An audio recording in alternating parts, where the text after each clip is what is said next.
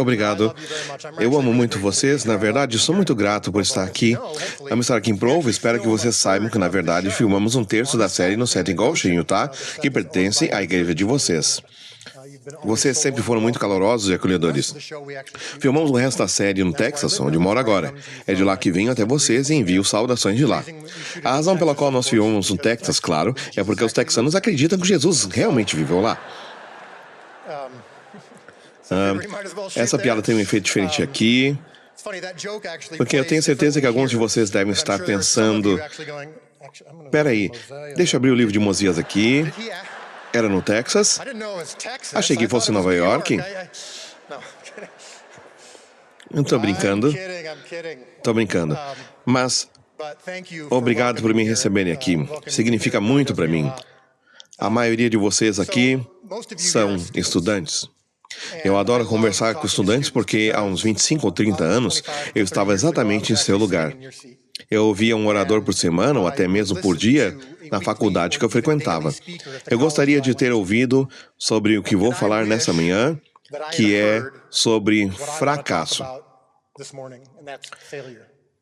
Quando você está na faculdade, frequentemente te perguntam: qual o seu plano para os próximos 5 anos? Quem você quer ser quando se formar? Para onde você quer ir? Não apenas em termos de carreira, mas em termos de ministério. Há muita pressão sobre vocês agora, hoje mais do que nunca, para alcançar, crescer, descobrir as coisas e resolver problemas. Mas só nos meus 40 anos é que eu aprendi que essa busca constante e o estresse que ela causa são, na verdade, um peso. Em certos casos, esse peso se transforma em um ídolo, algo que precisa ser quebrado. Quero contar a vocês a história de como cheguei a este lugar hoje. Na verdade, é uma história enraizada no fracasso. Sei que não é um tema comum, é até mesmo estranho, especialmente vindo do criador de The Chosen. Afinal, por todos os critérios objetivos, enquanto estou aqui falando com vocês, The Chosen é uma série bem-sucedida. Mas a lição que eu aprendi que mudou minha vida aconteceu no lançamento da série. Quero compartilhá-la com vocês. Vamos voltar um pouco no tempo para quando eu comecei minha carreira no cinema. Como foi dito mais cedo, eu tinha 25 anos quando fiz meu primeiro longa-metragem. Quando comecei nessa indústria, meu ídolo, minha paixão, meu objetivo era o reconhecimento. No meu ramo, você não é validado necessariamente pela qualidade de seu trabalho, mas sim pelo sucesso. Você é medido pelo que os outros acham de você. Eu estava fazendo filmes independentes. Quando me formei, meu pai tinha uma série de livros bem-sucedida e uma empresa estava interessada em transformá-la em filme. Comecei a trabalhar com essa empresa e depois acabei fazendo projetos com meu pai por conta própria. Fizemos alguns filmes com níveis variados de sucesso, mas todos fora do sistema de Hollywood. Quando se ouve o termo filme independente, significa que foi iniciado e geralmente distribuído por alguém, um estúdio, um projeto ou uma empresa que não faz parte do sistema de Hollywood. E essa foi a minha realidade por 15 anos. Eu desejava muito reconhecimento e eu costumava praticar meu discurso de aceitação do Oscar na frente do espelho. Gostaria de dizer que parei com isso na adolescência, mas a verdade é que continuei com isso até os 20 e poucos, 30 anos, porque era o que eu realmente queria. Eu queria estar pronto para o dia em que seria legitimado. Gostaria de dizer que minha motivação principal era o reino de Deus, e sim, eu queria fazer algo bom para o reino. Dizia para mim mesmo que se eu fosse bem-sucedido, teria uma plataforma para construir o reino. Essa plataforma me daria uma voz e eu seria essa voz para falar de Deus. Eu acho que, em parte, isso era verdade, mas, para ser honesto, o que realmente me motivava era a ideia de ganhar prêmios, ficar entre os 5 primeiros nas bilheterias e ser reconhecido pelas empresas de Hollywood. Isso não aconteceu por 15 anos. Depois de anos tentando, voltei a trabalhar em Illinois, o estado onde eu cresci. Tinha morado 10 anos em Los Angeles fazendo filmes e, ao voltar para Illinois, fui contratado por uma igreja grande na região de Chicago. Eu estava criando criando meus filhos naquele ambiente, o que era ótimo. Mas meu objetivo ali era fazer filmes. A igreja tinha muitos recursos e queria produzir filmes comigo para alcançar o mundo. Nos primeiros anos, eu nem consegui gravar nada. Fiquei preso na demanda de mídia do dia a dia da igreja e o roteiro que eu vinha desenvolvendo não estava indo bem. Então, alguns anos depois, eu disse, olha, eu tenho que fazer alguma coisa. Eu vim aqui para fazer filmes e não apenas para coordenar cultos de fim de semana. Preciso fazer algo. Então, eu fiz um curta para o culto de véspera de Natal da minha igreja e foi um sucesso. A igreja adorou e, para contar a história, o filme chegou às mãos de um dos maiores produtores de Hollywood, um cara chamado Jason Blum. Ele produziu todos os filmes de terror mais bem-sucedidos que vocês assistiram ou ouviram falar nos últimos 10 anos. Corra, Sobrenatural, A Entidade, todos os filmes de terror de muito sucesso. Ele era um mestre em pegar histórias de terror de baixo orçamento e transformá-las em grandes sucessos. Filmes que vocês não ouviram falar porque são cristãos, certo? Mas ele estava interessado no mercado cristão pela mesma razão. Ele não era necessariamente apaixonado por filmes de terror. Ele era apenas apaixonado pelo sucesso e viu que havia uma oportunidade no mercado e público cristãos. E certamente havia uma outra empresa que estava interessada nisso também, a WWE, a empresa de luta livre. Eles tinham uma divisão de cinema que eu não conhecia e eles também entendiam de público. Eles assistiram ao meu curta, adoraram e viram potencial no roteiro em que eu vinha trabalhando. Disseram, nós queremos fazer filmes com você. Então, uma empresa de filmes de terror, uma empresa de luta livre e uma igreja em Elgin, Illinois, se uniram para produzir um filme que eu escrevi e estava pronto para dirigir. Eu consegui. Eu conquistei o que eu queria, o reconhecimento, a aprovação e o interesse de grandes companhias e produtores de Hollywood.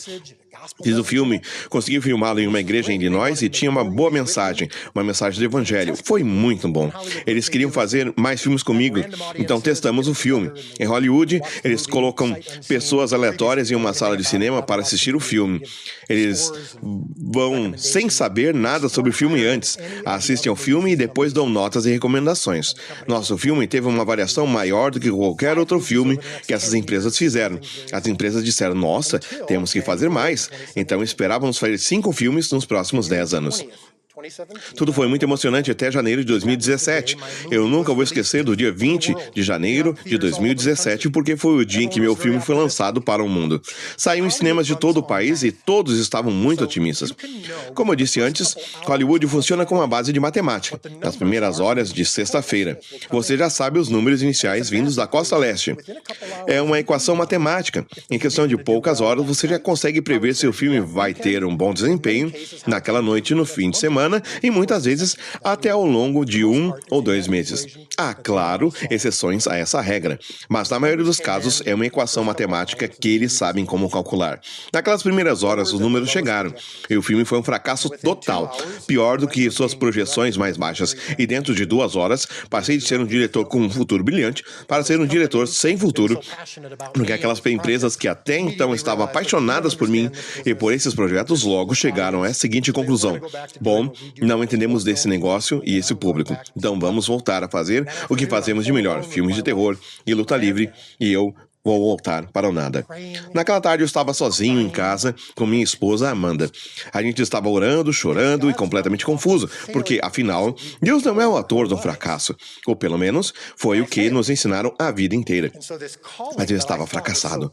E aquela vocação que eu julgava tão clara nos últimos anos, tudo o que tinha acontecido, inspirações, portas que se fecharam e depois se abriram, tudo parecia indicar que eu estava fazendo o que Deus queria. E então, o filme foi um fracasso.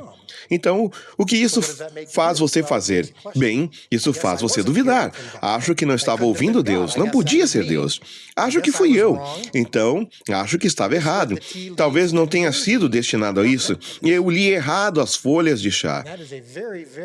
Isso é difícil de aceitar, especialmente para alguém como eu que se orgulhava de resolver problemas, realizar e entender os seus resultados e tomar boas decisões. Faz o bem escolhendo o que é certo, como a música diz. E eu pensei que estivesse feito isso. Eu estava muito confuso naquela altura. Fui à cozinha e estava me afundando na minha própria tristeza quando minha esposa entrou e disse: eu não sei porquê, Mas sinto que Deus está colocando algo muito forte no meu coração, quase como se fosse uma voz audível. Ele está dizendo, leia a história da multiplicação dos pães e peixes. Eu faço matemática do impossível. Eu não sei o que isso quer dizer, mas eu apenas sei que eu sei o que eu sei. Então abrimos juntos a história da multiplicação dos 5 pães e 2 peixes no Novo Testamento. Começamos a ler, buscamos entender o que aquilo poderia significar para nós. E foi então que reparei algo que nunca tinha notado antes. Quando os discípulos vão até Jesus dizendo que o povo está com fome, Jesus não se surpreende. Eles dizem, precisamos mandar essas pessoas embora para que possam comer. E Jesus responde, não podemos fazer isso. Eles estão com tanta fome que podem desmaiar no caminho de volta. Não só Jesus não estava surpreso como, na verdade, era culpa dele. Dependendo da sua teologia, ele ou permitiu que eles passassem fome ou causou isso diretamente.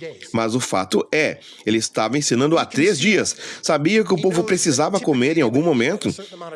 E mesmo assim continuou ensinando até que todos estivessem famintos e desesperados.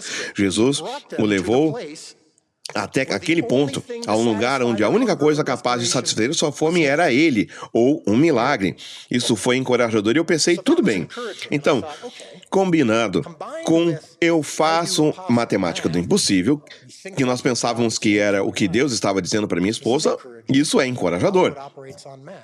Hollywood opera na base da matemática, então o que aconteceu é que ele nos trouxe a esse lugar de desespero e fome.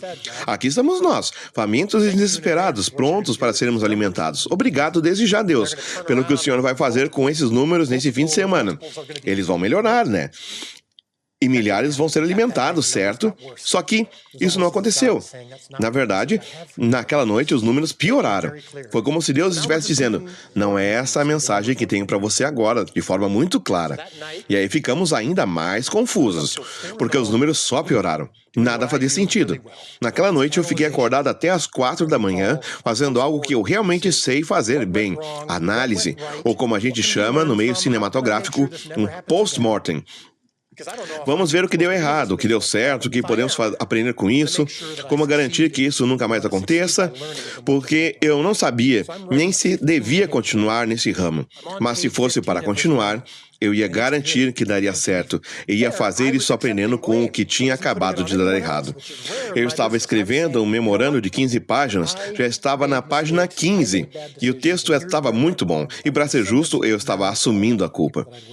Não estava jogando responsabilidade em ninguém, o que no meu ramo é bem raro. Eu estava dizendo, sabe de uma coisa? Eu cometi erros. Tomei decisões ruins e aqui estão os pontos em que tudo deu errado. Minha ideia era enviar esse memorando para todas as pessoas com quem eu tinha trabalhado.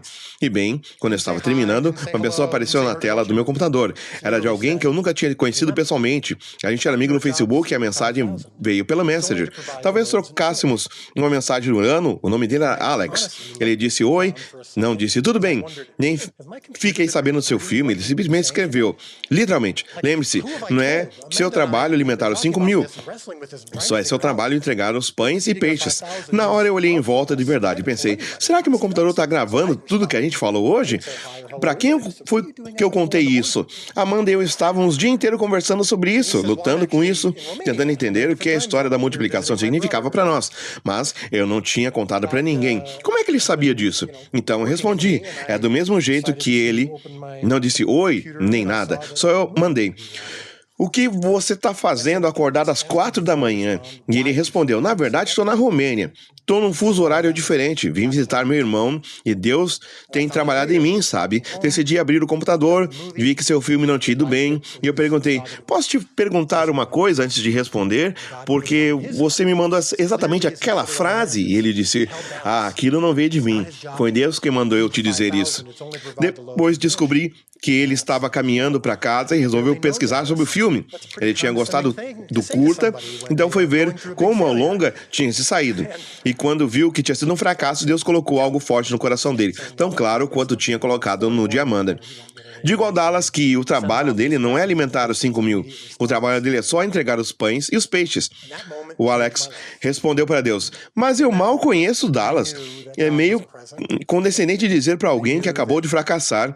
E Deus disse, diz para ele. Ele ficou resistindo, mas finalmente, quer saber? saber? São 4 da manhã lá. Ele nem vai ver mesmo? Então ele mandou a mensagem e, claro, recebeu uma resposta imediata. Aquele momento mudou minha vida. Naquela hora eu soube que Deus estava presente. Soube que Ele estava cuidando de tudo aquilo. Soube que sim, provavelmente foi Ele quem me levou até aquele lugar de fracasso e que de fato havia algo para mim. Mas eu não iria encontrar isso escrevendo um memorando de 15 páginas, nem usando nenhuma das ferramentas que aprendi na faculdade ou em seminários de negócios. Eu não seria capaz de resolver aquilo sozinho. Eu ainda não sabia o que era aquela matemática do impossível, porque o sucesso ainda nem aparecia no horizonte. Mas naquele momento só uma coisa importava para mim, a vontade de Deus, então me rendi. Provavelmente pela primeira vez na vida. Me emocionei, agradeci ao Alex, deixei o memorando de lado e cheguei a um ponto em que eu estava realmente em paz com Deus, com o que Deus quisesse para mim. Decidi escrever algo diferente, e é isso que quero ler para vocês agora. Postei no Facebook. Normalmente na minha indústria, quando um filme ou uma série não está indo bem, é como na política. Mesmo que as pesquisas estejam ruins, você sempre faz cara de confiança. Sempre diz algo, olha, a gente entende que os números estão dizendo uma coisa, mas na verdade, estamos indo muito melhor do que parece. No cinema é a mesma coisa. Os números não são bons, mas o público está amando, você precisa ver, e por aí vai. É assim que a gente faz, mas eu pensei, chega disso, nada de tentar impressionar, nada de tentar convencer, eu só vou ser honesto. Então decidi postar no Facebook algo bem diferente do que se costuma postar quando o filme estreia. Eu escrevi esse texto e acho que pode ter algo nele para vocês também. O que você faz quando algo no qual você colocou tudo de si simplesmente não acontece? Ou direto ao ponto. A ressurreição de Gavestone, o filme que eu fiz, teve um fim de semana de estreia muito decepcionante e um dia seguinte ainda mais decepcionante. Sim, recebemos ótimos comentários de quem assistiu, e o filme teve um impacto significativo em várias igrejas e na vida de muitas pessoas. E no fim das contas, é por isso que fazemos esse tipo de filme. Mas para continuar fazendo outros, o filme precisa dar resultado. As pessoas em grande escala precisam querer assistir. E por mais que eu consiga apontar vários fatores que afetaram a bilheteria, não dá para jogar a culpa nos outros. Algo que eu criei, em que acreditei e que pensei que funcionaria, simplesmente não conectou com o público de forma mensurável. As pessoas não quiseram ver no cinema e eu achei que iam querer e ponto. Então, o que você faz quando isso acontece em qualquer carreira? Certamente, a tristeza faz parte. Minha esposa e eu lidamos com isso na última semana. Com certeza, questionamos a nós mesmos, pensamos no futuro, tudo isso faz parte do processo. Mas Amanda e eu fizemos algo que tem nos sustentado neste momento. Buscamos a Deus e procuramos ouvir Ele, queria dizer. E Ele deixou isso 100% claro para nós. E eu também, através de outras pessoas que se sentiram inspiradas a compartilhar algo comigo. Que meu papel é apenas trazer meus 5 pães e 2 peixes. O resto é com Ele. Posso dizer com toda sinceridade, espiritualmente estou melhor agora do que jamais estive. Pela primeira vez na vida, eu estaria 100% em paz se eu não pudesse fazer mais nenhum filme. E esse é, na verdade, um lugar incrível de se estar. Mas Amanda e eu fizemos algo que tem nos sustentado. Mas minhas palestras, minhas mensagens, muitas vezes cito um amigo meu, um mentor não intencional, o grande Phil Vischer, criador de vegetais. Ele passou por uma queda parecida, ou pelo menos uma grande decepção, e disse algo em seu discurso que nunca esqueci. Não é da sua conta onde você vai estar daqui 5 anos. Hoje estou vivendo exatamente isso. Eu não faço ideia do que vem pela frente. Não faço ideia se vou estar em outro filme, e embora isso não seja divertido em termos de carreira, tem sido profundamente enriquecedor espiritualmente. Estou falando sério. Sinto uma sensação de conforto, paz, contentamento e sim alegria, o que você normalmente não esperaria depois do maior decepção de sua carreira. E é isso que o relacionamento com Cristo traz, a alegria, mesmo sem felicidade. Liberdade, mesmo sem oportunidade. Não se apeguem demais às coisas. Percebam que vocês não são tão inteligentes quanto acham que eram. E isso é bom. Confiem em mim. Postei isso no Facebook e, como era de esperar, acabou sendo a postagem mais curtida, comentada e compartilhada que eu já fiz. Qualquer outro projeto que eu tenha divulgado antes ficou pequeno perto do impacto daquela publicação. Muita gente comentou o quanto aquilo as tocou, porque também tinham passado por algo parecido. E lá estava eu, com o futuro ainda incerto. Voltei a estaca zero, voltei à prancheta. Eu tinha escrito um roteiro com o meu corroteirista, o Tyler, em um curta sobre o nascimento de Cristo do ponto de vista dos pastores, mas acabamos deixando o projeto de lado porque eu estava envolvido naquela oportunidade grande em Hollywood. A gente já tinha escrito esse roteiro cerca de 1 ano e meio antes. Fui até a igreja e disse: vocês querem outro curta para a véspera de Natal? Eles disseram: com certeza. Então, no meio de junho, lá vamos nós filmar na fazenda do meu amigo, a 20 minutos da minha casa, em Illinois, bem atrás de um celeiro. A história era simples: os pastores no dia e na noite do nascimento de Jesus. Parecia um retrocesso em relação ao que eu estava fazendo. Nem parecia 5 pães e 2 peixes, parecia um pão e meio peixe. Eu estava fazendo esse pequeno filme na igreja, numa fazenda em Illinois, mas enquanto eu filmava, nunca tinha me sentido tão à vontade. Tudo parecia natural, certo, no lugar, e eu pensava: cara, eu amo isso. Já tinha feito alguns outros curtas para a minha igreja sobre Jesus, sempre a partir de perspectivas diferentes. E enquanto eu filmava esse, lembro que surgiu a ideia de The Chosen. Pensei, sabe, nesses 20 minutos desse curta sobre o nascimento de Cristo, sinto que eu aprendi mais e me envolvi mais com essa história do que nunca. E só de contar, sinto que ela está ganhando vida dentro de mim como nunca antes. Então pensei, cara, isso seria algo interessante. Vocês sabem que já existem filmes e minisséries sobre Jesus, mas nunca houve uma série de várias temporadas em que fosse realmente possível dedicar tempo às histórias. Em vez de sair pulando de milagre em milagre, de versículo em versículo, sem nunca se conectar de verdade com as pessoas que foram tocadas por Jesus, ou ver Jesus pelos olhos delas. Tudo acaba virando uma espécie de encenação, e olha, isso pode ser bom. A igreja de vocês já fez isso. Foi feito muitas vezes encenações de versículos da Bíblia. Algumas são muito bem sucedidas, muito bem feitas e têm um grande propósito. Mas eu diria que na maioria das vezes falta uma conexão emocional. Você não se identifica tanto com aquelas pessoas, e eu pensei, é isso que está faltando nas representações artísticas de Jesus e seus seguidores. Tinha essa ideia de fazer uma série sobre Jesus e, claro, não dava para fazer isso acontecer. Não tinha gente fazendo fila para entrar num projeto sobre Jesus, especialmente comigo, alguém que estava saindo de um grande fracasso. Então, eu realmente não achava que isso fosse acontecer. Mas pensando, cara, quem tiver a chance de fazer isso vai parecer genial, porque eu achava que isso tem tudo para dar certo. Bom, resumindo, um amigo meu colocou o curta nas mãos de uma empresa aqui em Provo, a Angel Studios, que na época se chamava VidAngel. Eles estavam procurando conteúdo novo, eles assistiram o meu curta e adoraram. Ouviram minha ideia para a série e adoraram também. E disseram: queremos fazer a sua série. Fiquei muito animado, mas aí eles disseram: queremos arrecadar o dinheiro por meio de financiamento coletivo. E eu desanimei na hora. Porque, sinceramente, financiamento coletivo raramente dá certo. Geralmente é o que a gente vê nas redes sociais. Alguém tentando arrecadar dinheiro no aniversário e aquela barrinha nunca chega até o fim. O recorde histórico de financiamento coletivo era de 5,7 milhões de dólares em projetos com grande base de fãs. E eu não tinha nenhum fã.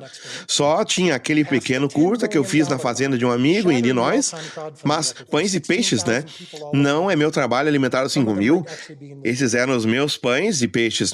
Eu disse: tudo bem, não tenho nada a perder mesmo. Então colocamos aquele curta-metragem online e no final dele eu fiz uma apresentação explicando como as pessoas poderiam investir no projeto. Algo especial aconteceu. O vídeo viralizou. Em janeiro do ano seguinte, eu estava sentado no computador, terminando uma transmissão ao vivo, e minha esposa estava do meu lado. Passamos a marca de 10 milhões de dólares, quebrando o recorde de financiamento coletivo, com 16 mil pessoas ao redor do mundo. Algumas delas talvez até estejam aqui nesse estúdio agora. Nesse auditório agora. Ouvi minha esposa chorando. Olhei para o lado e ela estava com lágrimas correndo pelo rosto, e ela disse: eu faço matemática do impossível. E tão claramente quanto Deus tinha dito isso a ela um ano antes, ele disse de novo: era isso e era disso que eu estava falando.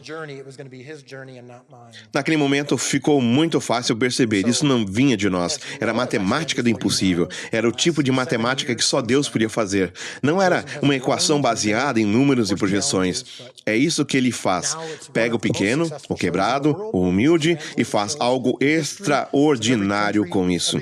E ali a gente entendeu, mais do que nunca, que se Deus fosse nos levar para essa jornada, então essa jornada seria dele, não nossa. Como você sabe, nesses últimos 7 anos desde então, The Chosen passou por muitos desafios, mas hoje é uma série das mais bem-sucedidas do mundo, uma das mais traduzidas da história. Está presente em praticamente todos os países, em todos os cantos, de prisões a prédios de governo, já lideramos bilheterias, recebemos prêmios e tudo isso depois que eu parei de me importar com essas coisas, o que é maravilhoso. O mais importante e interessante é que, mesmo com o sucesso que temos, Deus ainda fala comigo e ainda diz a mesma frase: não é seu trabalho alimentar os 5.000, seu trabalho é só entregar os pães e os peixes. Mas agora o tom mudou.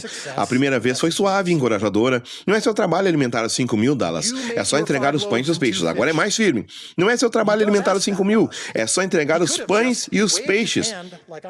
Seja no fracasso ou no sucesso, a mensagem é a mesma. Quando você apresenta os seus 5 pães e 2 peixes, e sim, ele nos pede isso, ele poderia simplesmente estender a mão, como estou fazendo aqui agora, diante de milhares de pessoas, e os pães e os peixes aparecerem do nada. Ele exige que a gente participe, que a gente faça parte, que não necessariamente precisa dele, para que ele possa fazer a parte dele, só ele pode fazer. O milagre, ele nos envolve no processo. E isso não é maravilhoso da parte dele? Seja pedindo os 5 pães e 2 peixes, ou dizendo aos discípulos para removerem a pedra quando Lázaro foi ressuscitado, ou dizendo a Moisés para acampar na beira do Mar Vermelho e tocar na rocha para que a água jorrasse. Ele nos convida a participar. Mas eu digo a vocês, especialmente a vocês, estudantes, seja no fracasso ou no sucesso, quando vocês entregam os seus 5 pães e 2 peixes, ele considera isso digno de aceitação. A transação está encerrada. Você não é mais amado por entregar 7 pães. Mais pessoas não são alimentadas se você entregar 3 peixes. Esse é o princípio dos 5 e 2. Você entrega o que tem, coloca nas mãos de Deus e solta. Então você chega nesse ponto onde não se importa mais com os resultados e não se importa mais com o que os outros dizem. Hoje mesmo, vocês podem entrar no YouTube e encontrar dezenas de vídeos me chamando de mal e dezenas de vídeos me chamando de a melhor coisa que já existiu. Nenhum dos dois é verdade. Eu posso viver tentando fugir do primeiro ou buscando o segundo. Então eu imploro, comece agora. Não espere até chegar aos 40 anos. Para Deus precisar te quebrar, te colocar de joelhos e fazer você se render, começando agora. Cheguem nesse lugar, nessa superpotência espiritual que vem quando entregamos tudo a Deus. Não é seu trabalho alimentar os 5.000. Seu trabalho é só entregar os pães e os peixes. Eu amo vocês e espero que aprendam isso antes do que eu aprendi. Obrigado pelo tempo de vocês.